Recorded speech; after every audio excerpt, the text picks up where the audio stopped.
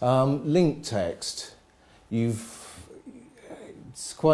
sometimes quite easy to overlook it, but quite often on people's websites you see, please click here now. Well, okay, to a certain extent that's got a place and time, but if you mention, going back to loans, low-cost loans in there as a text link, and then please click here now, that will do far more for your page. People can understand what you're up to. They can see that there's the link that they click on, so that's fine.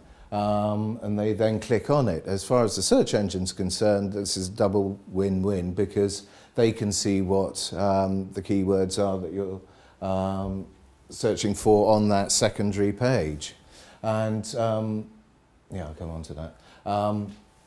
And the alt tags, it's easily done when you've, these are the pictures that you see on a website. If you move your mouse over a web page, you should every now and again see a little text box that pops out and some words in it. Technically this is a legal requirement in the UK, but it's so often overmissed, or overlooked, sorry, and that will be something that not only helps the search engines, but it'll also help your legal requirements, and I'll come on to that a bit later. The other thing is body text. Those are the actual words, the number of words on a website. There's the old adage, a picture sells 1,000 sails or 1,000 ships, but in search engine world, it's actually words that do it. Now, if you're particularly design conscious and you have a specific look and feel that you want about the website in your mind, fine.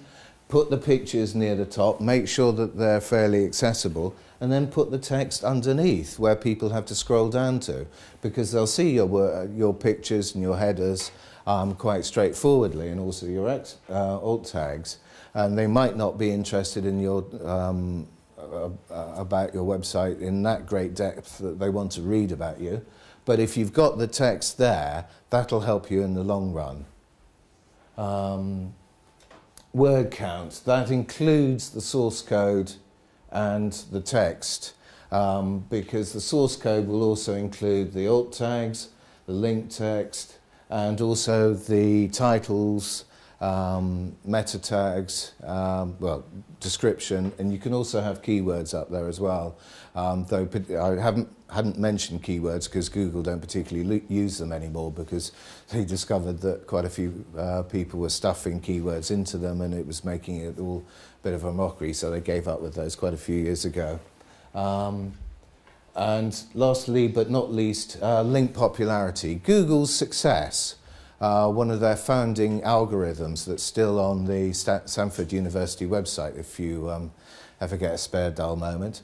You can find out the old Serge Brin and Larry Page dissertation that they did for their masters when they were looking at the mechanical, well, mathematical processes of ranking websites. And what they worked out was that fundamentally, success breeds success. If you've got a website with a lot of valuable content on it, not only show the world rather than hide it behind things, but if you tell people about it, then other people, when they come to your website over time, will look at that site and say, that page is good. There's something I'd learn about it. And so you start to build up links.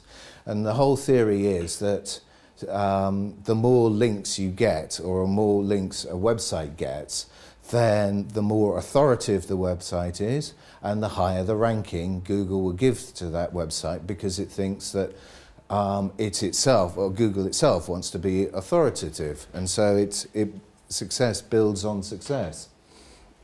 And you can see, if you use a Firefox browser, there's a widget that you can download called Google PageRank, and when you're looking at a website, it comes up with a little green bar, and it ranks sites from 0 to 10, where a site is 0 and you can't see a green bar. That means there are not many sites linking to it. But where a bar is 8 or 9. You very rarely find a website that's not Google that's got a 10 rank. You then know that there's going to be several 100,000 websites around the world that are linking through to that particular site, or rather that particular page, because a lot of people link through to the main front page and home page of a website, but quite often it's the key content that's underneath. And if you get a lot of links coming through to your other pages, that will then give those other pages a brilliant page rank in their own right. And so that's how you start to see, when you look at Google, the free results section, so most of the time it just has your sort of title, description, and then the text through, the hyperlink through to your website. But if some sites, you see the text and the link, but then you see 6 or 8 other links underneath. That's because those pages have got a lot of links coming through to them from other websites, as well as being optimized for those keywords as well. So if you want to emulate that, then what you've got to do is try to make sure that you get links through to your website from other places that are pointing to specific content pages rather than your home page, and that will help your whole link popularity.